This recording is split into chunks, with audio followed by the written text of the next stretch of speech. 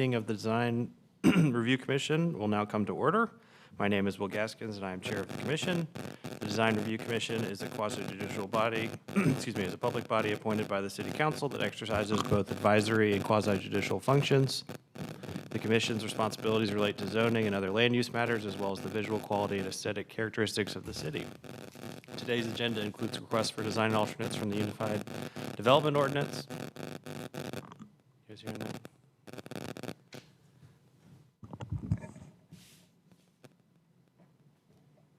When hearing a request for design alternates, the commission sits as a quasi-judicial body and conducts an evidentiary hearing on the request. That means it acts like a court hearing. State law sets specific procedures and rules concerning how this commission must make its decisions. The commission's decisions are constrained by the standards in the city's ordinance and the facts presented at the hearing. The commission hears and considers evidence presented at the hearing and applies the standards set forth in state law and the city's ordinance. The commission must base its decisions upon competent material and substantial evidence presented at the hearing. If you'll be speaking as a witness, please focus on the facts and standards, not personal preference or opinion. This meeting is open to the public and everyone is welcome to watch. However, participation in the evidentiary hearings is limited. Parties have rights to participate fully. Parties may present evidence, call witnesses, and make legal arguments. Witnesses may testify as to facts to which they are competent to testify, so long as those facts relate to the legal standards. In addition, lay witness testimony is limited to facts, not opinions. For certain topics, the commission needs to hear opinion testimony from expert witnesses. These topics include projections about impacts on property values and projections about impacts on traffic safety. Okay, we're actually going to flip the agenda slightly, and let's do the minutes, as well as, I believe, Brad, if you'd like to come up. This is Deputy City Attorney Brad Williams, who's going to introduce a new City Attorney's Office representative that will be working with the commission. Thank you, Mr. Chair. Brad Williams, Deputy City Attorney, and I did want to introduce to you all and welcome Pat Jones. He is our latest hire at the City Attorney's Office. He's going to be doing a lot of the work that Catherine Hill did, including staffing this commission. So it may be the May quasi-judicial hearing that he'll be staffing, but if it's not, it'll be soon thereafter. But Pat's a longtime land use lawyer and has a lot of practice experience in New York, but also in North Carolina and getting up to speed here in North Carolina as well. So again, wanted to introduce Pat to you all so you have a face to a name when he starts serving you all. Awesome. Thanks, Pat. You have big shoes to fill behind Catherine, but I'm okay with that. yeah. Delighted to be here. Thank you. Awesome. Welcome aboard. Okay, and then second item here is review of the March 6th meeting minutes. Has the commissioners had a chance to review the meeting minutes? And would someone like to make a motion to approve or make an adjustment? I make a motion to approve. Okay, is there a second? I'll second. Okay, second from Commissioner Springer. All those in favor? Aye. Any Aye. opposed? Seeing none, that passes. Which brings us to our item on the agenda today, which is the evidentiary hearing for item DA1 2025. Casey, if you will come forward, or Keegan. Sure. And, oh, sorry, Dave. Yes, I need to recuse myself from this case. I work for McAdams, the client's consultant. Okay, I'll move to recuse Commissioner Toms. Is there a second? All those in favor? Aye. Any opposed? Seeing none, thank you. Okay, now, Keegan, do you swear or affirm that the testimony you'll provide will be the truth, the whole truth, and nothing but the truth? I do. Thanks. So, as stated, this is DA1 2025. Just to orient folks, this redevelopment is occurring on the 200 block of South Bloodworth Street. So, this is the block that's immediately to the east of Moore Square, although it's on the opposite side, fronting South Bloodworth Street. So you have Raleigh Rescue Mission abutting to the west. Across Bloodworth, you have the Lincoln Apartments. To the south, you have Moore Square Magnet. So it's a big collection of parcels owned by the city that will be currently having surface parking mostly, that will be redeveloped into an apartment building, so roughly 41,000 square feet, proposing 160 dwelling units and 80 structured parking spaces. At question today is UDO section 835A3, and apologies, it looks like some of the text got cut off, but it's the requirement that you all are very familiar with, requiring all on-site parking areas to be designed to allow vehicles to enter and exit the parking area in a forward motion. So there's one driveway in question here, which I believe will be primarily, if not exclusively, used as a service area for trash and refuse. Here are the findings associated with this section of the code, so that design alternate needs to be consistent with the intent of these sections, that it does not increase congestion or compromise safety, that the design alternate does not conflict with an approved or built roadway construction project adjacent to or in vicinity of the site, and that it's deemed reasonable due to one or more of the following reasons listed there on your screen. So that's all I have, and happy to answer any questions. If not, I can pass it over to the applicant. Okay.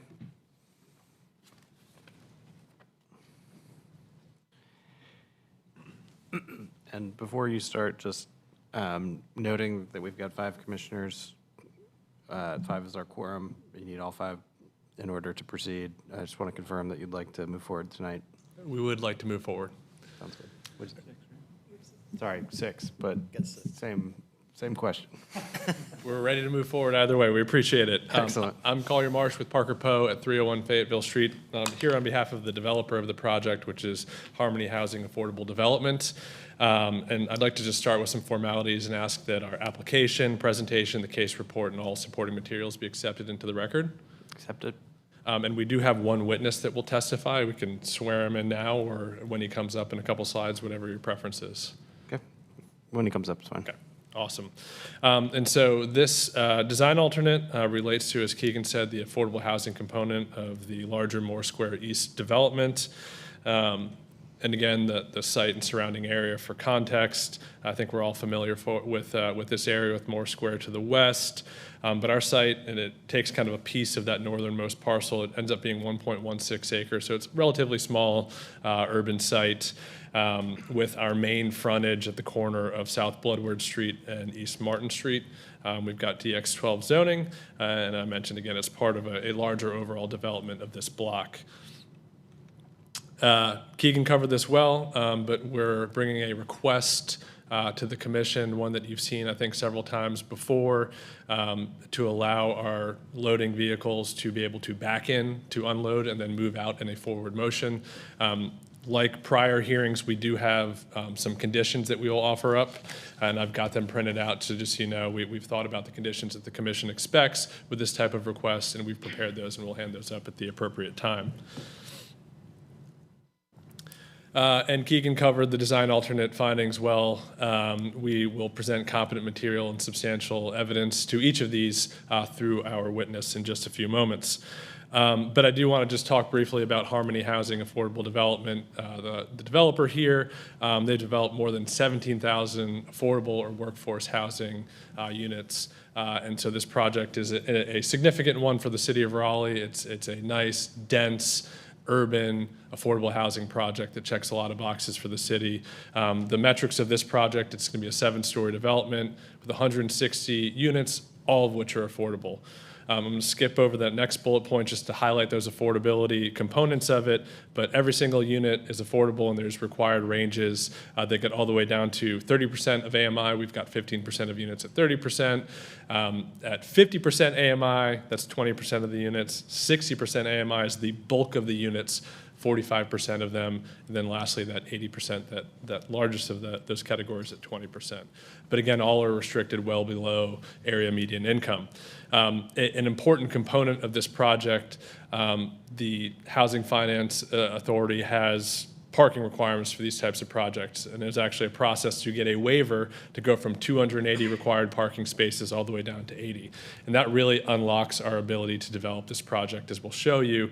Having more parking on a 1.16 acre site meant going vertical in parking really just kind of guts this project. So it's a critical component that we'll explain in more detail.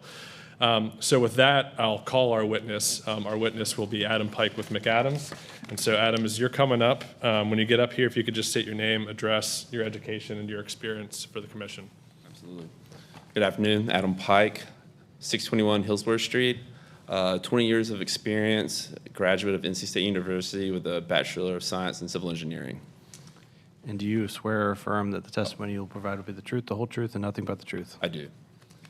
And Adam, I guess at this point, he's stated his qualifications. I'd like to tender Adam as an expert in civil engineering and site design. So Adam, can you just give the commission an explanation of your role in this project? Absolutely.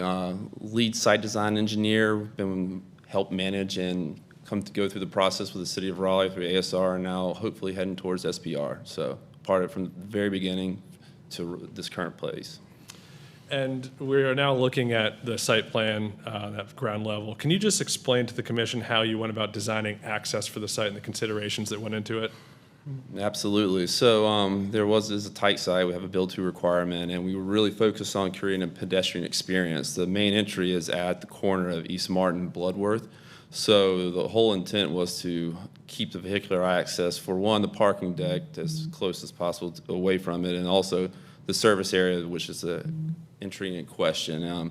Just kind of made sense for all to be lumped in together with the core of the building and whatnot. So we felt that was the most appropriate place to get the balance between vehicular access and also pedestrian experience.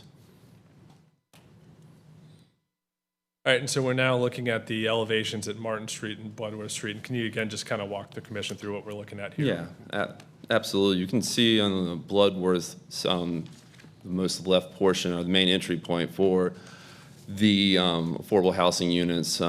With following along to the east, you have the yellow star being the vehicular access for a trash truck, refuge, and then the parking garage or surface parking for the service the building to the east of it. That kind of summarizes the intent, just kind of pulling it as far away as possible from where we want the people to experience the building.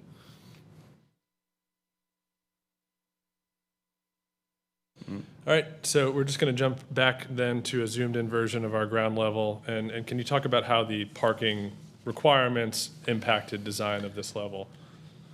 Yes, absolutely. So as mentioned, Housing Finance has, on top of we got a reduction down to a half space per unit. They were very resilient on meeting the ADA requirements, which resulted in 17, I think, ADA spaces, which just is a great service that's being added, but does take up space. And so to get just the desired density or maximize parking kind of forced us to just really focus on making just a one entry point and don't really allow for us to have a possibility of a turnaround inside of the building. And as mentioned previously, just, kind of having it all to the north and just keeping everything just for the core and shell to the south.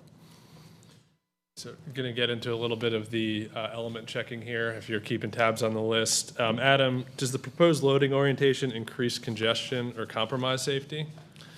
It does not. We have run auto turn and feel this can be easily accessible to be serviced and with no impacts to as far as pedestrians. And to that end, I'd like to offer to the record some conditions that have been shown, I think, in prior projects to be helpful to address these concerns. And so as I hand these out, if you don't mind just reading into the record what those conditions would be.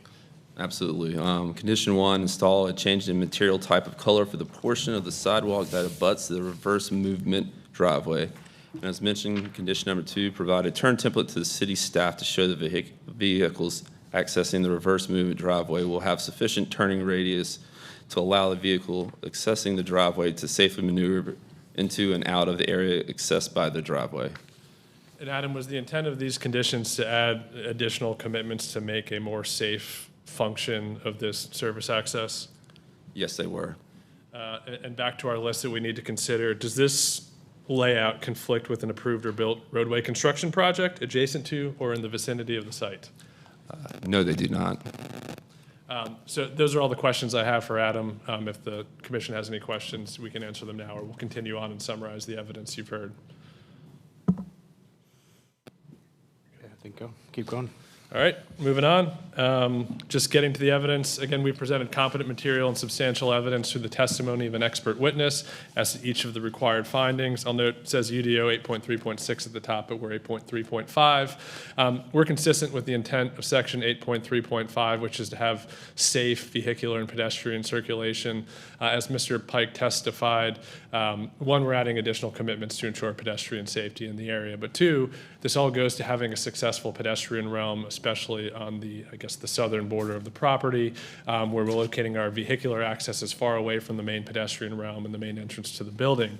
It does not increase congestion or compromise safety. He testified to that point directly, as well as to point 3, that this project would not conflict with roadway plans.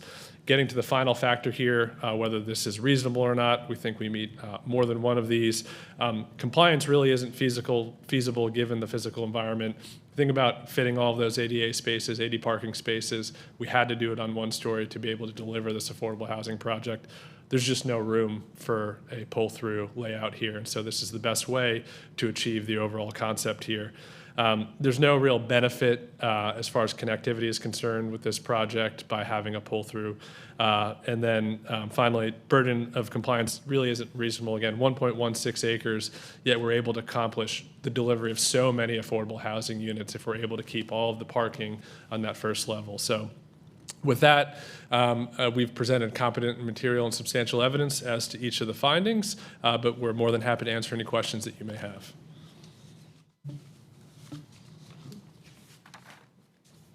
Okay. Are there any members of the public here this evening? Seeing none. Commission questions. I have a couple questions. Thanks for the presentation.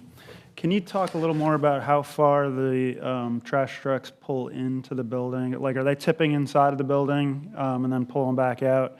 And second part of the question, is this also meant for like move-in, where you'd have moving trucks backing in and unloading here? So for the first question, the intent would be a flatbed truck. We ran like a Mack truck scenario that would pull in. We've worked with Waste Management, the private server provider, and the intent would be to lever it up, pull out, then properly load it. So it's not going to be a full access 24-foot high space. There would be some minor movements outside the building to get the compactor as we have planned in So you place. have a compactor Yeah, that's for yeah. both We're trash still. and recycle, or just trash? Or? I think it's trash and recycling is what's being serviced. Yep. And the second point was, what was the second question? I'm sorry. For move-in, is this also intended for move-in, load and It is load? not. We have space dedicated to the side for loading, unloading for the use of the future tenants. So Okay. just trash, refuge. So for the trash, the movement that the truck is going to make, they're going to back into this and then pull out in a forward motion? Yes, yes. I checked both northbound and southbound experience of pulling in, backing into and pulling out. So both work with the current infrastructure we have in place, but that would be the one purpose for it. Okay, thanks.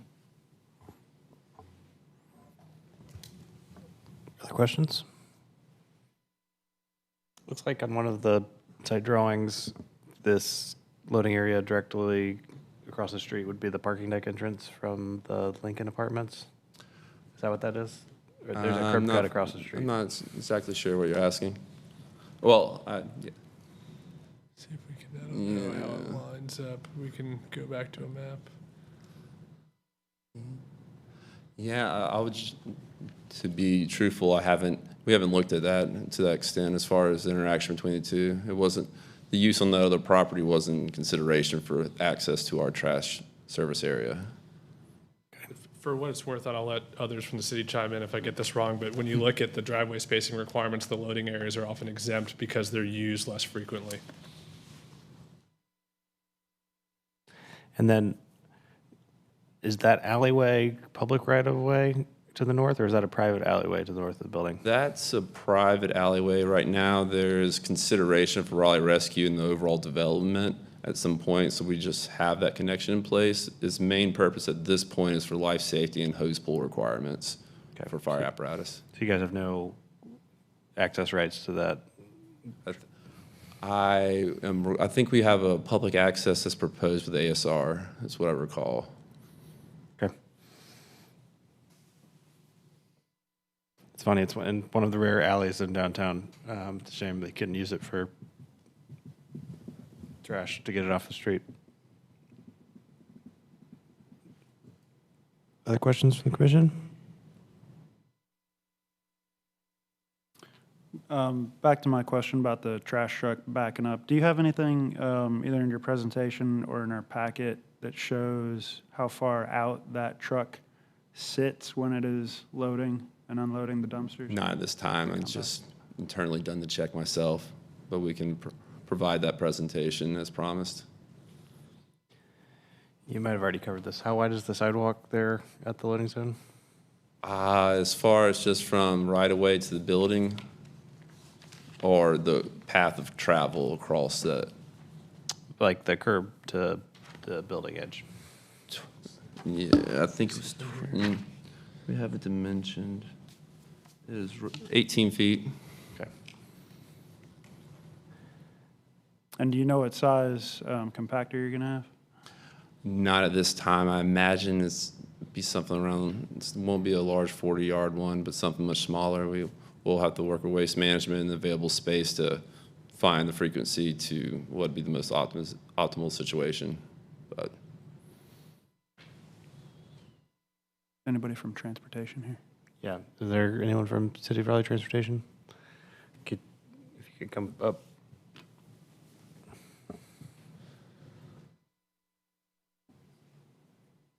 Good afternoon, Dustin Reed, Transportation Department. If you would swear or affirm that the testimony, do you swear or affirm that the testimony you'll provide will be the whole truth, and nothing but the truth? Yes. Thank you. With regards to the design alternate requested here, is there any other design that was proposed along the process, or any other ways that this could be made safer or better designed overall? From the data that's been provided to us from I think it's currently under ASR review and what they've shown in this presentation, I don't know of anything currently. Do you feel like the currently proposed configuration is adequately safe and appropriate? Yes. And I guess I'm just trying to envision that truck backing up, loading the compactor on the back. Is it even permissible to have that truck stick out into the driving lanes? It just seems tight to me. And I don't know if you've had enough information to confirm that or not, or if it does stick into the driving lane, is that a problem? It's not ideal, but given the conditions and what they have shown, yeah, one of the concerns we would have is, the truck sticking out into the roadway, blocking pedestrian traffic, it'll be blocking the sidewalk as well. But I guess one of my questions would be, how often is trash pickup? Is that once a week, twice a week? How long is a trash truck there? If it's minimal, once a week, and it's blocking it for 30 minutes tops or something like that, it's not a huge concern for transportation. Okay, thanks. Any concern with it being directly across the street and also adjacent to the parking deck entrance for the building? I would say we'd be more concerned if it was a driveway that was for regular vehicular traffic like cars, as opposed to just a service driveway, trash truck.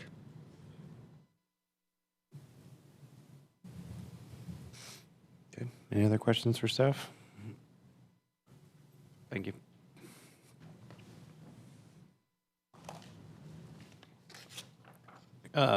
Thank you for providing the proposed conditions. Is there a reason, some of the other ones that have come up in the context of similar type requests, one that we often look at is having staff be present at the time of loading. Is there a reason that hasn't been offered in this case?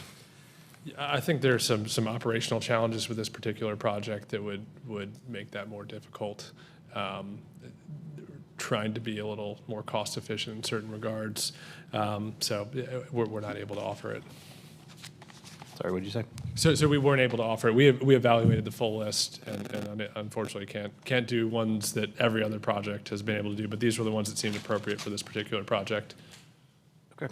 And then, the other one that we will often look at as bollards or something to push pedestrians off, but I don't know that that's needed here since it's not general purpose loading. Right, there's no, it's purely garbage compactor that's in this. There's not any loading of any other kind in this bay, correct?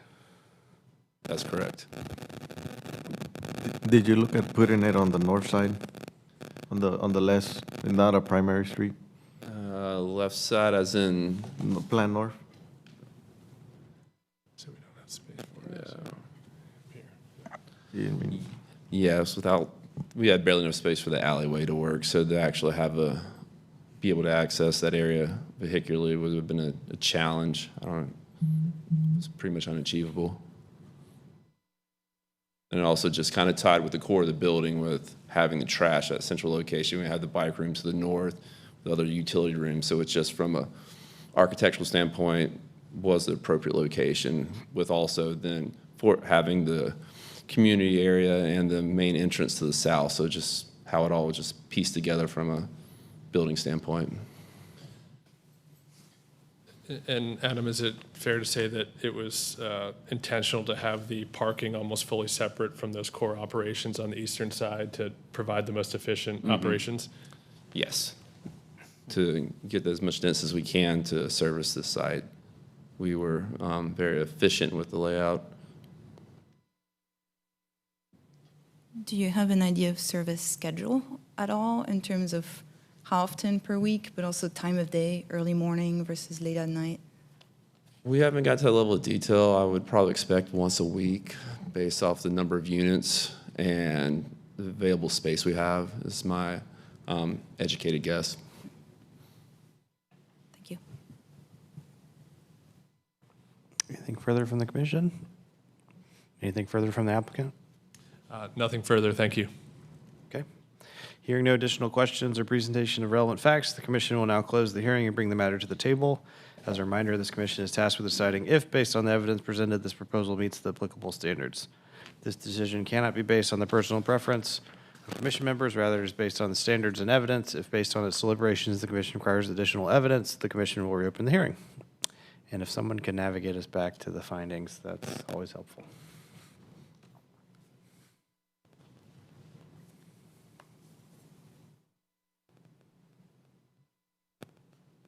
Okay, thoughts?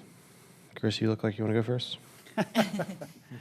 Sure. I mean, we have seen these before. I think I'm less concerned because of the fact that it is just trash pickup. It's probably going to be once, maybe twice a week.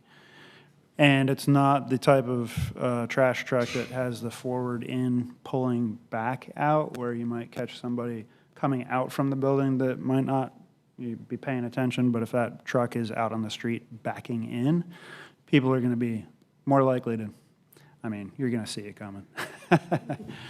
And I can appreciate these conditions. I don't know. If anybody has any other opinions on this, I could even see number one kind of not being necessary, but we have required it in, I think, every other case for this request. So maybe just to keep that consistent, we keep that one in. But yeah, I think approving this and then just allowing staff to make sure that that turn template works with how the trucks back up, and to make sure that they're not going to interfere with anything else like the traffic in the turn or in the drive lane on Bloodworth. Anyone else have any thoughts? I feel similar, mostly in terms of frequency. Also, I imagine time of day, which is why I was asking. I'm assuming trash pickups often. If that there's like concern over traffic over here, but I feel like that would be, if that could be scheduled at a time when it's not busy, not that they have to reduction over there. I think the change in material and color is nice to keep for consistency. Yep. And for anybody that might have any slight impairment that they wouldn't notice when they walk there, but. And it's usually quick, right, too? Like the trash pickup, it's 5 minutes for a compactor. It And, is. My familiarity with this type of compactor, often there's staff present there just to aid, because it is an exercise to back in, to this type of space, but it is fast-ish. Yeah. So, I'd be more concerned about other loading, unloading, where the truck just sits there for hours on end. yeah. Yeah, I don't, there's never a spot where you're like, yes, that's a great place for the trash. Inside the building. Besides inside the building, yes, it's unfortunate that faces right towards a existing apartment community. But it seems fairly reasonable and consistent with what we've previously seen. And I appreciate the proposed conditions. I think as far as the staff, it's not really reasonable to have a staff come for a pickup for trash that's 5 minutes. I mean, it'll vary throughout the day, so I don't think that that's really something that can be accommodated. We've certainly asked for that before. Well, like it I said, in depends, my I think, on the experience- type of venue, whether they have staff that's there and available, but Sure. Yeah. I don't love making a lot of conditions. I think in practice, they're going to find that it's better if they have staff there. Because I have seen these block the road. But I'm okay with what we've got presented to us today. Okay, would someone like to make a motion? I'll move to approve the case with the conditions presented. Okay. Is there a second? seconded. Okay. And I would just applaud the developer for doing this type of project. We need more affordable housing in this area, so thank you. Any further discussion? Seeing none. All those in favor, please say aye. Aye. Aye. Any opposed? Okay, seeing none. The commission's written decision will be adopted when the minutes of this meeting are adopted, and the written decision will be provided to the applicant and other parties with right to such notice following the adoption of the decision. All right, thank you. I will say, for the record, if a turn template can be provided next time for this type of case, that would be much appreciated, even just exploratory. And I'll just echo what Chris said of, this project is creating a lot of good. So happy to see that move forward. Thank you all.